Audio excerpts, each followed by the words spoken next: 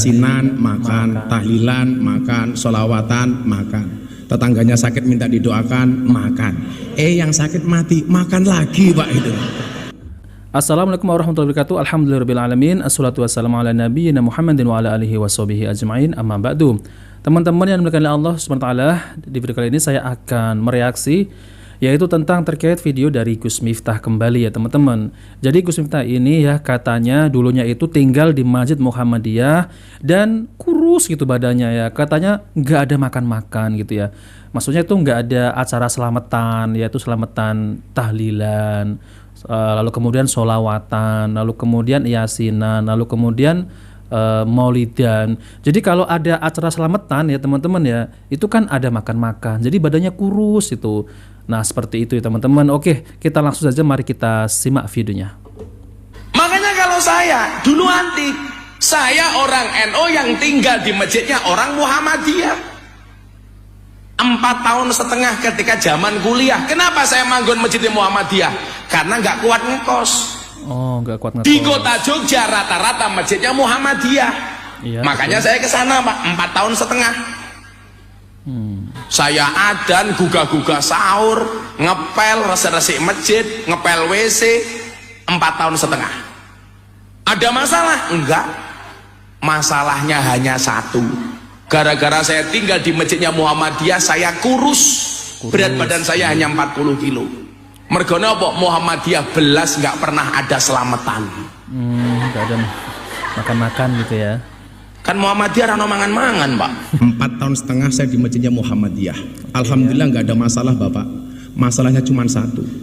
Gara-gara saya ikut Muhammadiyah, saya kurus, berat badan saya hanya 40 kilo. Kenapa saya ikut Muhammadiyah kurus? Karena Muhammadiyah belas nggak pernah ada selamatan Pak.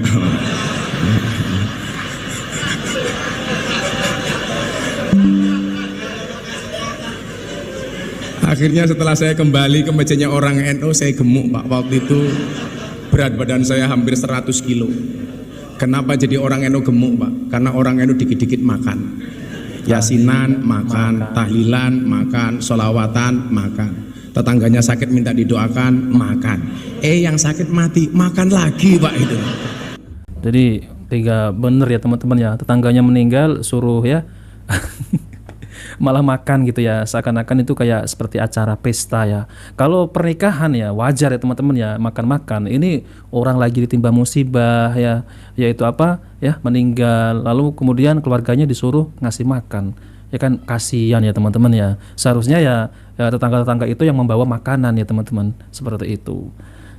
Nah teman-teman ya, jadi bagaimana ya hukum tahlilan yaitu menurut Muhammadiyah ataupun Salafi dan lain-lain. Tentunya ini sangat berbeda jauh sekali dengan apa yang diucapkan ya oleh Gus Miftah ya teman-teman ya. Kalau tahlilan itu kan 3 hari, 7 hari, 40 hari, 100 hari, dan apa namanya itu mendak tahun gitu teman-teman ya, 1000 hari. Nah seperti itu ya.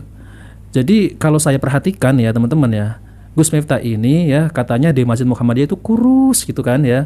Jadi di sana itu nggak ada acara makan-makan itu selamatan seperti tahlilan, yasinan, maulidan, sholawatan.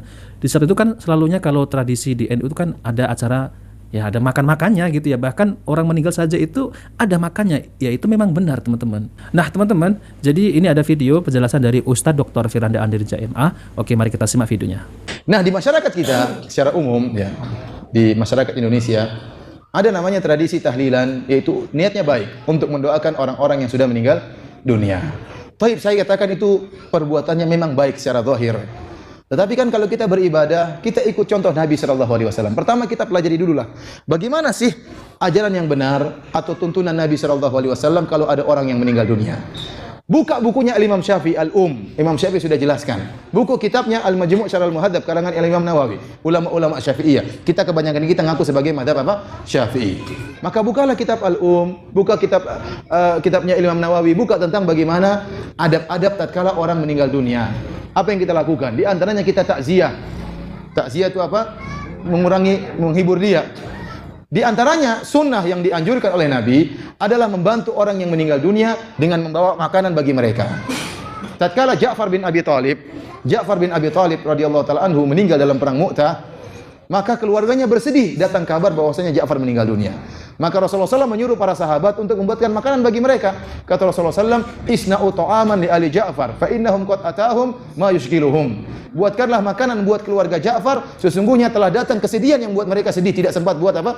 Buat makanan. Maka datang para sahabat buat makanan, diberikan kepada orang yang keluarga yang sedang berkabung tadi. Inilah sunnahnya. Sunnahnya kalau ada orang meninggal, kita bantu dia dengan beri makanan, dengan berikan uang, dengan berikan bantuan, dengan menghibur mereka, mendoakan mayat yang meninggal di antara mereka, bukan merepotkan mereka. Bukan merepotkan mereka. Saya katakan, banyak di antara kaum muslimin Indonesia yang hartanya pas-pasan. Tatkala ada yang meninggal, untuk buat acara hari pertama, hari kedua, hari ketiga sampai hari ketujuh, ini butuh biaya atau tidak? Butuh. Memang niatnya baik untuk mendoakan. Kita bilang mendoakan kapan-kapan saja boleh. Tidak harus dengan acara seperti ini. Apalagi sampai meyakini bahwasanya acara seperti ini hukumnya wajib. Kita bilang bagaimana bisa hukumnya wajib sementara Nabi istrinya meninggal dunia. Tidak dia lakukan acara seperti ini. Nabi anak-anaknya meninggal dunia. Ruqayyah, Ummu Kulthum, ya, meninggal dunia. Zainab meninggal dunia. 3 putrinya meninggal dunia. Nabi SAW sudah menjadi Nabi, namun Rasulullah SAW tidak melakukan acara seperti ini. Para sahabatnya meninggal dalam perang Uhud, dalam perang Badar, dalam perang-perang yang lainnya. Namun tidak ada yang Rasulullah SAW adakan acara seperti ini. Kita kembali ke zaman sahabat. Zaman sahabat sering terjadi peperangan, berjihad melawan orang-orang kafir. Tatkala saudara-saudara mereka meninggal, mereka tidak mengadakan acara seperti ini. Demikian juga para tabi'in, demikian juga para imam yang 4. Oleh karena saya katakan, kalau Bapak bertanya kepada saya tentang masalah ini, saya mengatakan saya tidak menjawab kecuali dengan jawabannya para ulama Syafi'iyah. Mereka mengatakan acara seperti ini hukumnya makruh. Kenapa? Kata Imam Syafi'i, yujaddidul huzn, membuat orang bersedih lagi. Ada hari ketiga, kembali lagi hari ketujuh, sedih lagi. Hari ke-40 apa? Sedih lagi.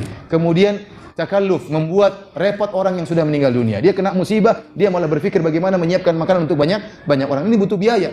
Acara ini butuh biaya. Adapun kalau maksudnya mendoakan, maka kapan-kapan saja boleh. Tidak harus acara pertama, hari kedua, hari ketiga. Dan hal ini membuat sunnah hilang. Sunnahnya kalau ada orang meninggal, kita yang kasih makanan, itu tidak. Sunnah ini jadi hilang. Sunnah Nabi jadi hilang, digantikan dengan acara seperti ini.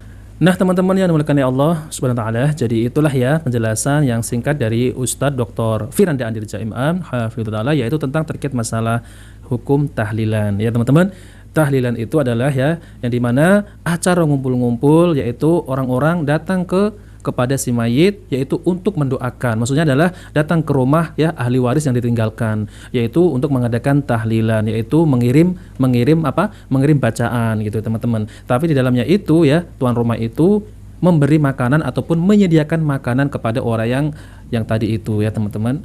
Nah seperti itu, dan itu ya saya cuma meneruskan yaitu ucapan dari Ustadz Dr. Firanda, yaitu tidak ada di zaman Nabi, para sahabat, tabi'in, tabi'ut tabi'in, dan 4 imam mazhab ya. Ya kalau Imam Syafi'i ini kan yang dimana Imam Syafi'i ini kan ya dipegang, maksudnya itu adalah ya mazhab Syafi'i ya yang diikuti oleh mayoritas yaitu warga Indonesia. Namun Imam Syafi'i tidak pernah yaitu mengadakan yang namanya 3 hari, 7 hari, 40 hari dan 100 hari. Nah seperti itu ya teman-teman. Nah oke teman-teman, jadi itu saja yang ingin sampaikan. Jika video ini bermanfaat, jangan lupa like dan subscribe di channel Cahaya Hidayah.